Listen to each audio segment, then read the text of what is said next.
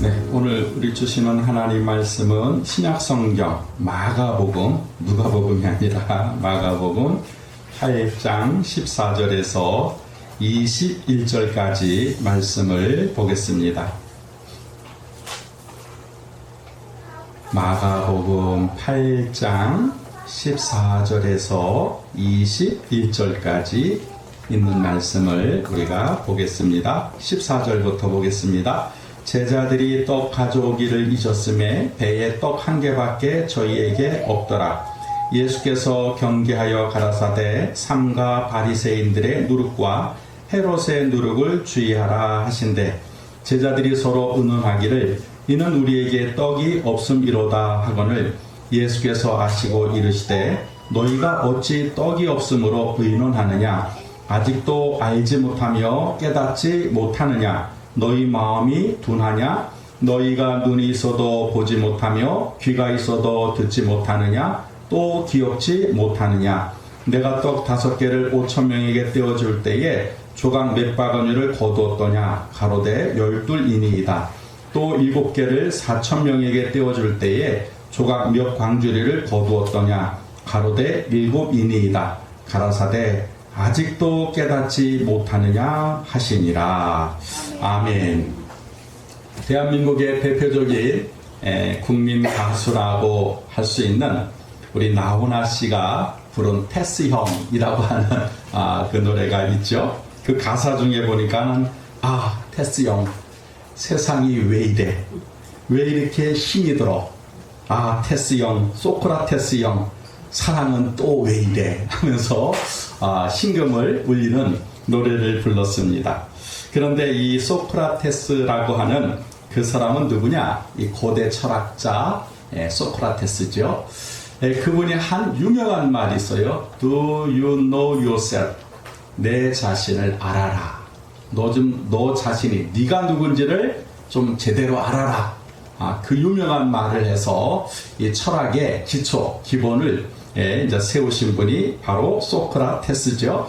근데 이 너 자신을 알아라 하는 그 말 속에는 어떤 뜻이 포함이 되고 있냐면 자신이 모르고 있다는 것을 인정해야만 진정한 배움과 교육을 받을 수가 있고 지식이 생기며 스스로 깨닫는 진정한 알을 얻을 수 있다라고 하는 말이 너 자신을 알아라.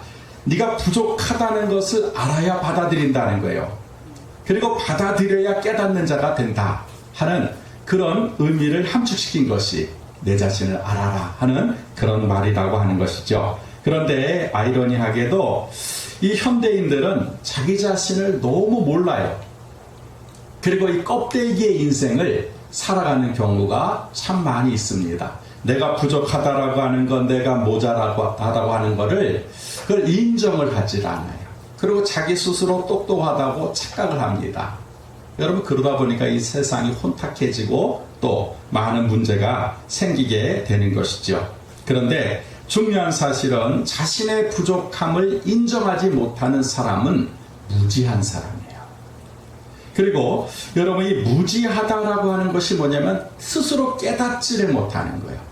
그래서 여러분 무지한 사람은 깨닫지 못하는 사람입니다. 이걸 알아야 돼. 또 성경을 보게 되니까 이 구약 성경에 다니엘이라고 하는 인물이 등장을 하게 되는데 이 다니엘은 이 바벨론의 포로로 잡혀갔다가 학자가 되고 나중에는 나라를 다스리는 총리 가운데 한 명이 됩니다. 그런데 이 다니엘이 얼마나 똑똑했냐면 깨닫는 자가 되었냐면 다니엘서 1장에서부터 12장까지를 읽어보면 다니엘이 깨달았더라. 이 깨달았다라고 하는 말이 계속해서 반복적으로 기록되어져 있습니다. 그러니까 다니엘은 어떤 사람이에요?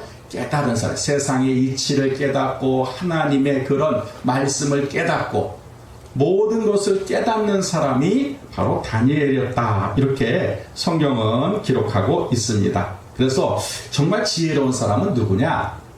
깨닫는 사람이라고 하는 거예요. 여러분 머리가 좋은 사람이 있고 공부를 잘하는 사람이 있어요.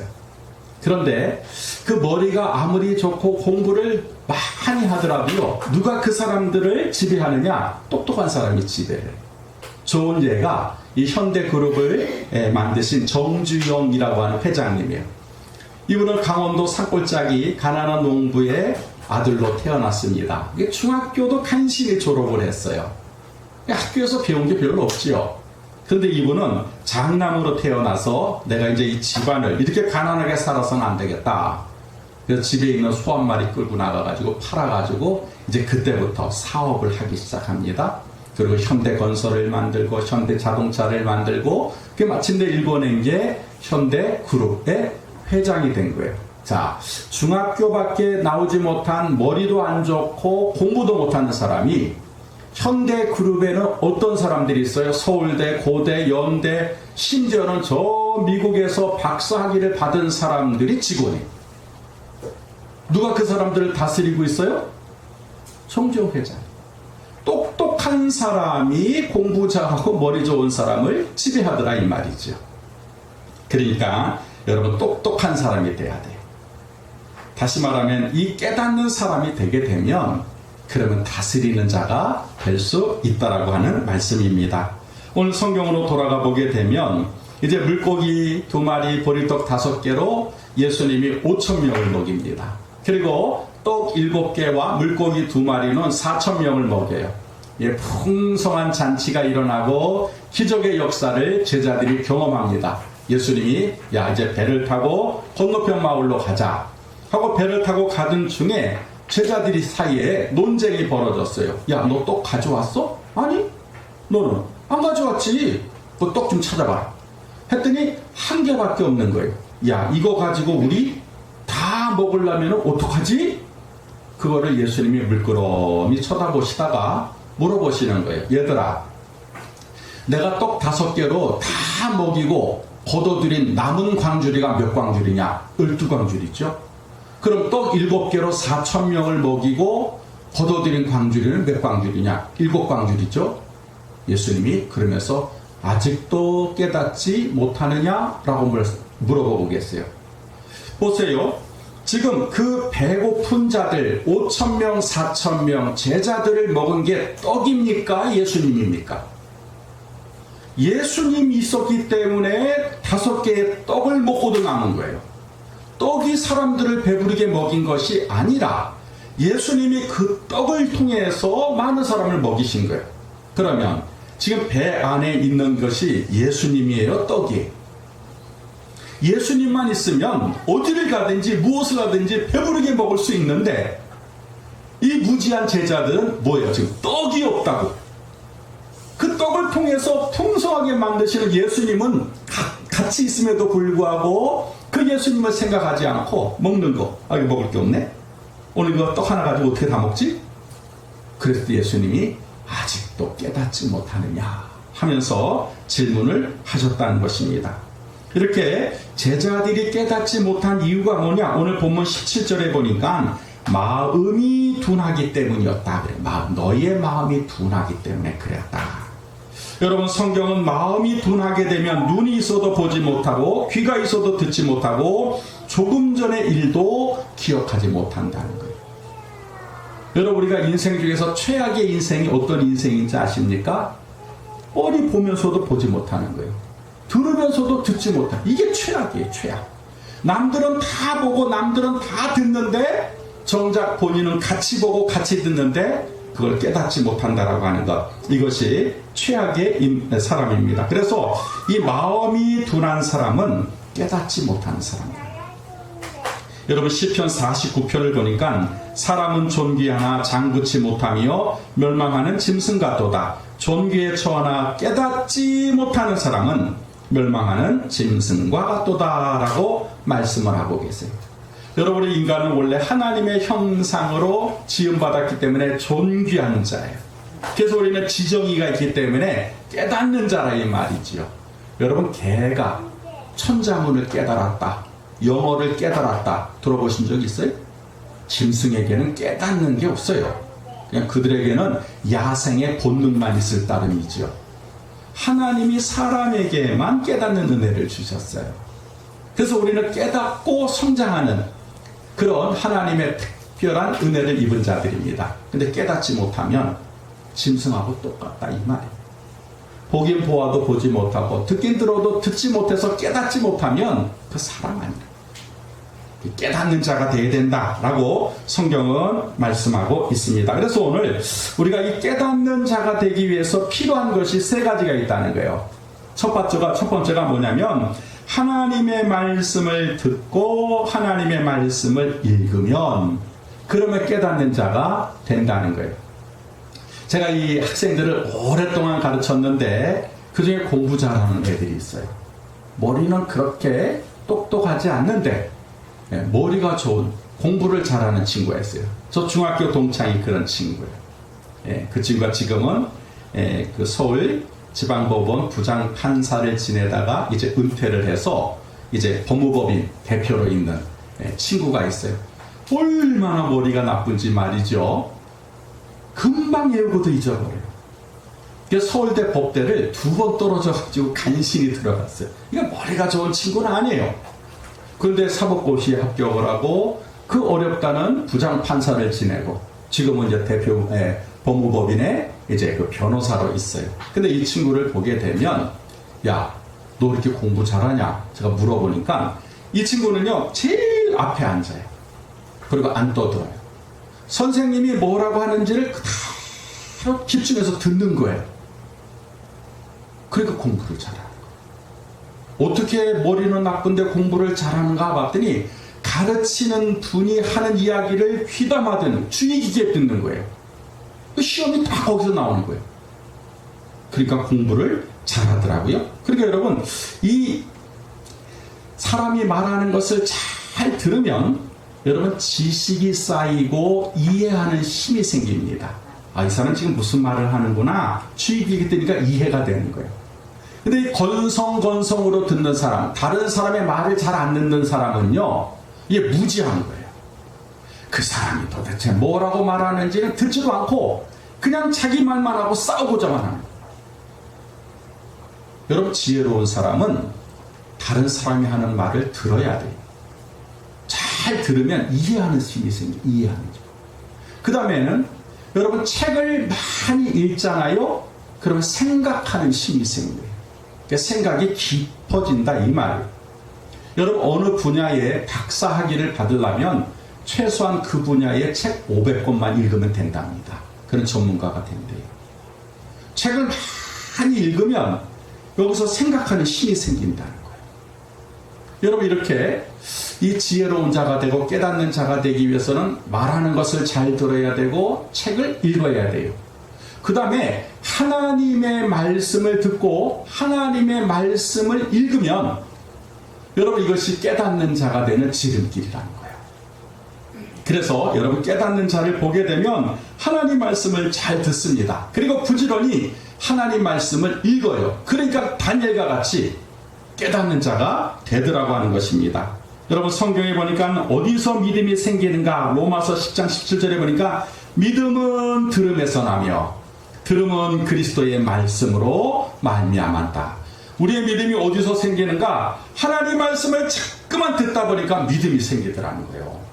그냥 처음부터 믿음이 생기는 게 아니라 하나님 말씀을 듣고 하나님 말씀을 읽다 보니까 깨닫게 되니까 아 이거구나. 그래서 믿는 자가 되더라고 하는 것입니다. 그래서 이 하나님의 말씀을 듣고 읽는 것이 중요합니다. 문제는 오늘날 성도들이 도무지 하나님 말씀을 들으려고 하지도 않고 읽으려고 하지도 않아요. 반면에 이단들은 얼마나 열심히 성경을 연구하는지 모릅니다. 여러분 여호와 증인들 보세요. 성경책 들고 덤벼들잖아요. 우리 예수 믿는 사람들한테 성경 가지고 얘기하지. 글쎄 아니 제가 목사인데도 성경책을 펴놓고는요 이거 보세요 저거 보세요. 저한테 성경을 가지고 덤벼들더라니까요. 그 사람들은 자신이 있어요. 성경을 연구하고 성경을 읽으니까. 근데 우리 정말 하나님을 믿는다라고 하는 우리 성도들은 이런 여호와 증인이나 신천지나 구원파가 덤벼들면 어때요? 도망가는. 왜? 성경을 모르니까. 아니 정작 우리가 성경을 알아야 되는데 저들이 성경을 알고 있다니까요. 이게 오늘날 여러분의 성도들의 문제입니다. 그래서 경건의 모양은 있지만 경건의 능력을 상실하게 된 거예요. 여러분 기억하십시오. 하나님의 말씀을 듣고 하나님의 말씀을 읽어야 깨닫는 지혜가 생긴다는 것입니다. 여러분, 설교를 듣고 성경을 읽으면 깨달음이 와요. 깨달음이. 예수님도 제자들에게 말씀하셨어요. 무리를 불러 이르시되 듣고 깨달으라. 그냥 막연하게 깨닫는 것이 아니라 반드시 하나님 말씀을 듣고 깨달으라는 거예요. 여러분들이 들어야 깨닫게 되고 읽어야 깨닫게 되는 거예요. 근데 듣지도 않고 읽지도 않고 깨닫는 자가 됐다? 그건 거짓말이에요. 여러분, 그래서 하나님 말씀을 들을 때 여러분 주의 깊게 들어야 돼요. 건성건성으로 들으면 백날 예수 믿어도 뭔지를 몰라요. 근데 하나님 말씀을 주의 깊게 듣는 거예요. 오늘 하나님 나에게 뭐라고 말씀하시는가? 성경을 읽을 때도 마찬가지로 주의 깊게 꼼꼼하게 읽으면 여러분 성경에서 하나님 내게 말씀하고 계세요. 깨닫게 되는 거예요. 아이러니하게 여러분 이 절에 있는 중들도 성경을 읽는답니다. 믿거나 말거나. 절에 가면은 반드시 서재에 성경책이 있대요. 물어봤대요. 아니 당신들은 불교를 믿는데 불교를 가르치는 사람들인데 왜 성경을 보십니까? 성경 읽으니까 좋아요. 좋은 말이 얼마나 많은지 몰라요. 근데 그 사람들은 성경을 읽어도 구원을 못 받아요. 왜 그러냐? 그 사람들은 도덕과 윤리적인 관점에서 성경을 보는 거예요. 근데 우리는 성경을 읽으면 은혜를 받고 구원을 받잖아요. 왜 그래요? 우리는 하나님 말씀으로 생각을 하고 성경을 읽으니까 은혜가 임하는, 깨달음이 임하는 거예요. 그런데 이 중들은요, 그거를 그렇게 보지 않고 일반적인 책 중에서 철학적인 책이다, 도덕적인 책이다, 그렇게 읽으니까 깨닫지 못하게 된다고 이야기를 하는 것이죠. 여러분, 이어령이라고 하는 교수님이 계세요. 일본 사람들이 인정하는 대한민국의 교수는 딱 한 사람, 이어령. 다른 사람은 취급도 안 한다는 거예요. 굉장히 똑똑하신 분이에요. 근데 이분의 딸이 이미나 목사예요. 그리고 그 손자가 태어났는데 불치병을 가지고 태어났어요. 그리고 이미나 목사는 암에 걸렸어요. 그 이어령 교수가 제일 사랑하는 딸이고 그 손자인데 딸은 암에 걸렸고 손자는 불치병에 걸린 거예요.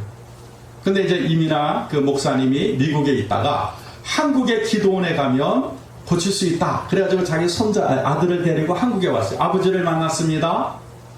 그리고는 전도하는 거예요. 아빠, 나를 정말 사랑한다면 아빠 성경 한번 읽어보고 예수 한번 믿어봐요. 근데 이어령 교수가 그렇게 됐다면 무슨 말이냐? 나 성경 수십 번 읽었다. 이분은 책 보는 걸 워낙 좋아하니까 다른 사람들이 성경이 베스트셀러라니까 그분도 성경을 한 번 읽고 두 번 읽고 세 번 읽었다는 거예요. 근데 구원을 못 받는 거예요. 이민하 교수가 다시 얘기한 거예요. 아빠, 성경을 그냥 책이라고 생각하지 말고 하나님의 말씀이라고 생각하고 다시 한번 읽어보세요. 이어령 교수가 그 사랑하는 딸이 죽어가면서 그 얘기를 하니까 밤부터 성경을 펴놓고는 이게 하나님 말씀이다 라고 읽는데 웬일이에요? 깨닫게 돼요. 내가 죄인이었구나. 구원은 예수밖에 없구나. 밤에 성경을 읽다가 대성통곡을 했다는 거예요. 아니 전에는 그렇게 성경을 수십 번 읽어도 그런 깨닫는 은혜가 없었는데 딸이 아빠, 성경은 그냥 책이 아니에요. 하나님의 말씀이에요. 그렇게 생각하고 읽으세요 하니까 그렇게 바뀌게 돼요. 그래서 이분이 지금은요 아주 독실한 크리스찬이 되셨어요. 그리고 지금 천국을 소망하며 살고 계십니다. 여러분, 여기에 아주 중요한 진리가 담겨져 있습니다. 그냥 평범한 책으로 성경을 읽으면 아무런 깨달음이 없다는 거예요. 근데 성경을 하나님의 말씀으로 생각하고 읽으니까 깨닫게 되고 진리를 알게 되더라는 거예요. 여러분, 우리도 매주 나와서 예배를 드리고 또 우리가 항상 주기적으로 성경을 읽고 있잖아요. 근데 왜 깨닫지 못합니까? 오늘 제자들하고 똑같은 거예요. 관심이 예수님께 있는 게 아니라 먹고 사는 데 있는 거예요. 5,000명을 먹이고 4,000명을 먹이는 예수님이 주인공이 아니라 보리떡과 물고기에게 관심이 있는 거예요. 그러니까 예수님이 깨닫지 못하느냐라고 말씀하십니다. 우리가 예수를 믿고 교회를 수십 년 다니고 있어도 왜 우리에게 깨닫는 은혜가 임하지 못할까? 이게 관심이 예수님께 있지 않는 거예요. 그래서 우리가 말씀을 들어도 성경을 봐도 깨닫지 못하는 자가 되더라는 거예요. 그래서 이제부터 여러분이 오늘 하나님 말씀을 들을 때에도 여러분 주의 깊게 들으십시오. 깨닫는 자가 됩니다. 또 여러분 성경을 읽을 때도 하나님의 말씀으로 읽으십시오. 그러면 깨닫는 은혜가 임하게 될 줄 믿습니다. 두 번째는 깨닫는 자가 되기 위해서는 말씀을 묵상해야 돼요. 여러분 모든 음식에는 각각 고유의 맛이 있지 않습니까? 특별히 여러분이 좋아하는 고기, 여러분 고기는 씹어야 맛이 있다는 말이 있잖아요. 여러분 고기를 씹지도 않고 그냥 풀러덩 삼킨다면 그 고기 맛을 모르는 거죠. 특별히 한우 고기를 먹을 때 그냥 급하게 씹지도 않고 다 먹고 나서 배불러. 그러면 가치를 모르는 거예요. 고기의 가치를. 이게 소고기인지 돼지고기인지 닭고기인지도 모르고 맛도 모르고 먹었다면 그런 가치가 없는 거예요. 어저께 제가 설교를 준비를 하면서 한우 2플러스 갈비살 한 근, 여러분 가격이 제일 싼 가격이 68,000원이래요. 글쎄. 네? 그 200g에. 근데 보통 사람은 그 한 근 가지고 배도 안 차잖아요. 그 두세 근 먹어야 돼. 그러면 여러분 적어도 20만원, 한 사람이 20만원이 있어야 그 소고기를 먹을 수 있는 거예요. 그런데 그렇게 비싼 값을 지불하고도 고기를 먹을 때 씹지 않는다면, 그냥 삼킨다면, 여러분 그거는 고기의 맛도 음미하지 못하는 거고, 그 다음에 그 가치도 느끼지 못하는 거예요. 고기를 먹어도 어떻게 돼요? 천천히 음미하면서 씹어야 되는 거예요. 고기에서 단맛도 나고 뭐 향도 나고 그래. 그럴 때 그 고기의 진정한 가치를 우리가 알 수 있는 것이죠. 여러분 이 묵상이라고 하는 말이 뭐냐면 반복해서 생각한다, 반복해서 씹는다, 또 말없이 마음으로 계속해서 생각한다, 이런 뜻이에요. 묵상, 메디테이트라고 하는 뜻이요. 여러분 하나님 말씀을 듣고 읽을 때 이렇게 즉시 깨닫는 경우가 있는가 하면 그 당시는 깨닫지 못하다가 묵상할 때 계속해서 씹을 때 어느 순간 그 말씀이 그거구나 하고 깨달아질 때가 있다는 거예요. 그래서 이 듣고 즉시로 깨닫는 것은요 적극적인 하나님의 은혜입니다. 그런 경우가 있어요. 왜요? 지금 급하게 그 사람이 은혜를 받아야 될 때, 하나님이 특별하게 그 사람을 쓰실 때, 그때는 순간적으로 듣고 깨닫게 돼요. 여러분 그런데 문제는 뭐냐면요, 이렇게 순간적으로 듣고 깨닫는 사람의 가장 큰 문제가 뭐냐면 금방 잃어버린다는 거예요. 자, 이게 돌밭의 비유예요. 여러분 돌밭에 뿌리었다는 것은 말씀을 듣고 즉시로 기쁨으로 받았다, 깨달았다 이 말이지요. 그다음에 단점에 대해서 말씀하는 예수님이, 그런데 그 속에 뿌리가 없어 잠시 견디다가 말씀을 인하여 환난이나 핍박이 일어난 때에는 곧 넘어지는 자다 그랬어요. 그러니까 듣고 읽을 때 순간적으로 깨닫는, 즉시로 깨닫는 게 좋긴 좋은데 금방 잊어버린다 하는 그런 단점이 있더라는 거예요. 여러분 그런데 이 묵상을 하면 이 깨닫는 것이 잊어지지가 않는다는 거예요. 여러분 말씀을 묵상할 줄 알아야 되고, 말씀을 묵상하게 되면 이 깨닫는 폭이, 깨닫는 강도가 강하더라는 거예요. 여러분 이지언 이지고라는 말이 있어요. 쉽게 얻은 것은 쉽게 잃어버린다는 거예요. 근데 오랜 시간 묵상을 통해서 깨닫게 되면 좀처럼 잊어버릴 수가 없다는 것이죠. 여러분 고기를 계속해서 씹으면 고기의 맛이 나듯이 하나님 말씀도 반복해서 생각하면 진리를 깨닫게 된다는 거예요. 그래서 여러분 말씀을 묵상해야 돼요. 여러분 우리가 주일날 한번 예배를 드리고는 됐다, 나 이제 그리스도인으로서 모든 나는 의무가 끝났다, 이게 아니에요. 오늘 들은 말씀을 가지고 여러분 한 주간 동안 계속해서요 반복하면서 생각해야 돼요. 그게 묵상이에요. 이번 주에 하나님 제목이 이거고 말씀이 이거였고 이렇게 하려고 했지, 오늘 생각하고 내일 생각하고 지금은 깨달아지질 않아요. 무슨 의미인지. 그런데 그거를 매일매일 깨닫다 보게 되면 아, 그 말이었구나. 아, 그 뜻이었구나 하고 깨달아진다는 거예요. 여러분, 소를 보십시오. 소는 위가 4개라 그러지 않아요? 풀을 막 뜯어먹어요. 그리고는 이제 배가 꽉 차면 그때서부터 이제 다시 개워가지고 다시 씹는 거예요. 그걸 반추한다 그러죠. 꼭꼭 씹어가지고 소화가 되면 그때 꿀떡 삼키는 거예요. 여러분이 말씀도 마찬가지입니다. 하나님 말씀을 듣는 거예요. 하나님 말씀을 읽는 거예요. 그러다가 어느 순간 그 말씀을 하나 쑥 올려가지고 반복해보는 거예요. 이 말씀이 무슨 뜻이었지? 이게 뭘 의미하는 거였지?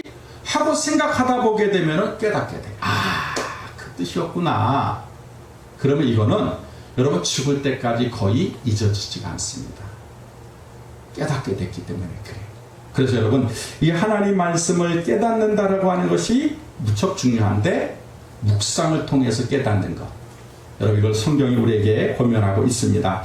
여러분, 아리키메데스라고 하는 그리스의 철학자가 있어요. 이 사람은요, 수학, 물리학, 천문학, 기계학, 천재. 네. 그래서 그 당시에 히에로 2세라고 하는 왕이 교만해졌어요. 그래서 금세공업자에게 순금으로, 거기에 다른 거 하나도 들어가지 않고 오로지 순금으로만 나를 위해서 왕관을 하나 만들어라.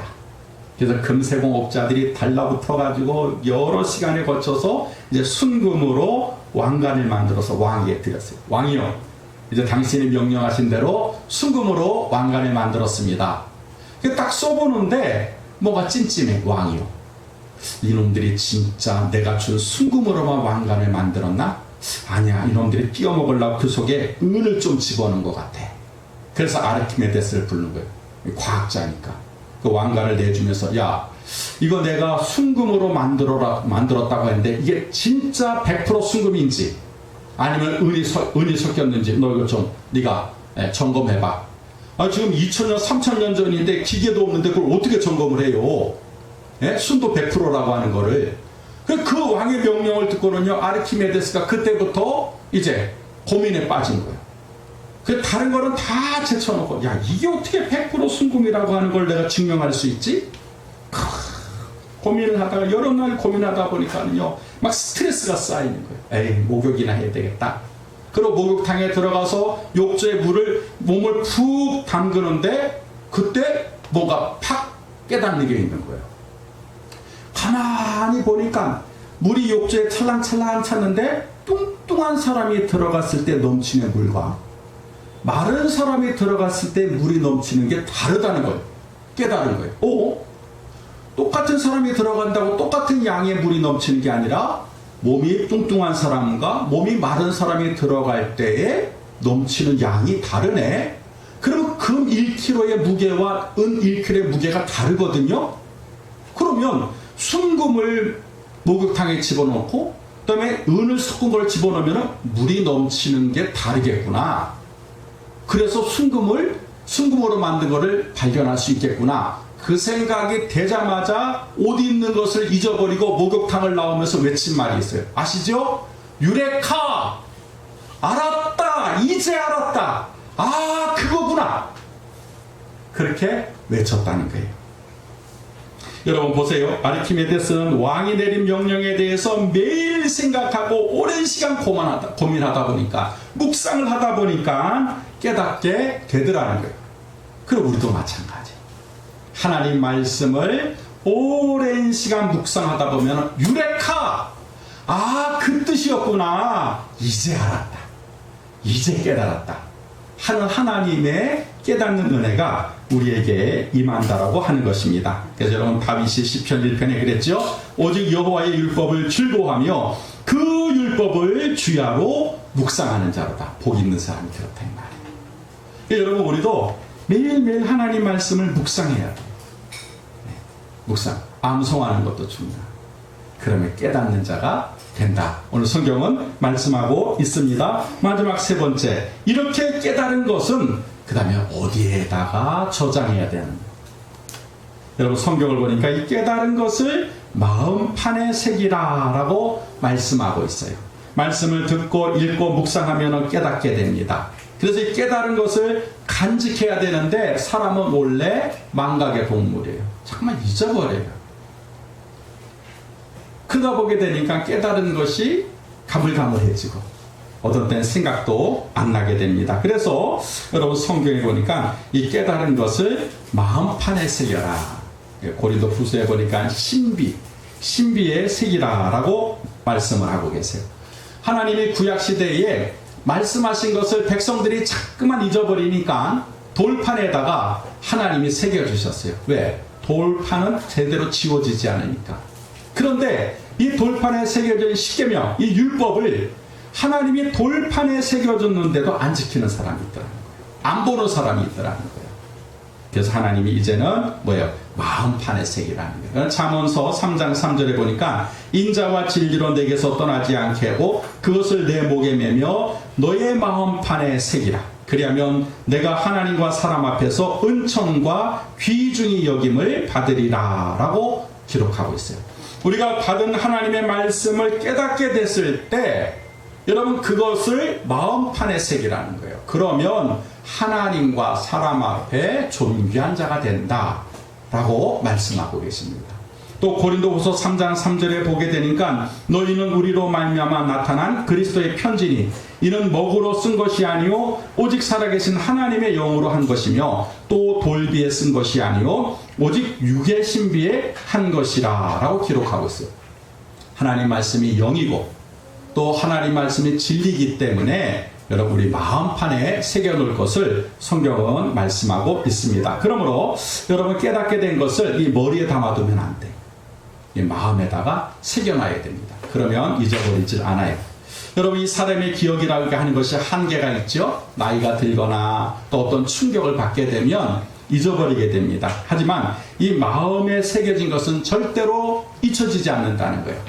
여러분 치매에 걸리신 분들 보면 아름답고 소중한 기억들을 하나 둘씩 이렇게 지워져 가는 것이 아닙니까? 근데 신기한 게 있어요. 치매에 걸린 분들이 다른 것은 다 잊어버려도 끝까지 기억하는 게 있더라는 거예요. 근데 그게 뭔가 봤더니 뭐 공부해서 이게 아니라 여러분 마음판에 자기의 사랑하는 그 자녀가 어렸을 때 했던 행동이라든지 뭐 이렇게 감동받던 일이라든지 이런 것들이 마음판에 새겨진 것을 이제 자녀가 다 가서 50이 되고 60이 됐는데도 그걸 보면 아이고 우리 애기 왔구나. 그때 일을 기억하고 그때 일을 다 얘기하더라는 거예요. 다른 걸 다 잊어버렸는데 왜 그런가? 그게 머릿속에 기억이 된 게 아니고 어디에? 마음. 엄마를 기쁘게 하고 엄마를 감동시켰던 그 마음판에 자녀가 했던 말 한마디 자녀가 했던 그 사랑스러운 행동거지가 딱 기록되어 있으니까 이 머릿속에 있는 것은 다 잊어버렸는데 마음에 있는 것은 고스란히 기억을 하더라는 거예요.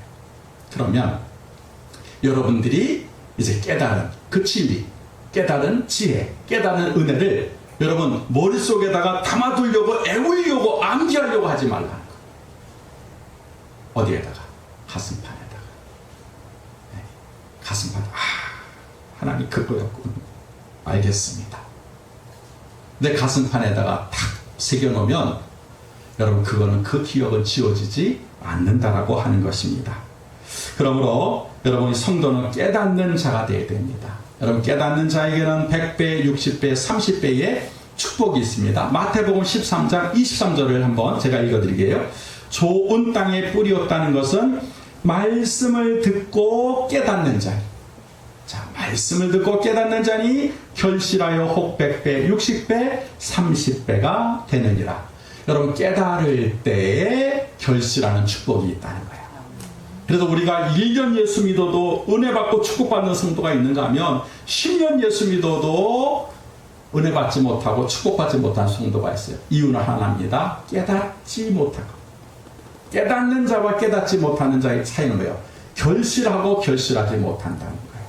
여러분 깨닫는 자에게 오늘 결실이 있다고 예수님 말씀하십니다. 그러므로 여러분 우리 한마음교회 성도들은 이제 하나님 말씀을 듣고 읽고 묵상해서 우리의 마음판에 새겨놓을 때 여러분 우리는 100배, 60배, 30배의 결실하는 축복을 맺게 될 줄 믿습니다. 이러한 열매 맺는 우리 아름다운 축복이 우리 한마음교회와 저와 여러분에게 충만하기를 주님의 이름으로 축복합니다. 기도하겠습니다. 하나님, 이제 우리가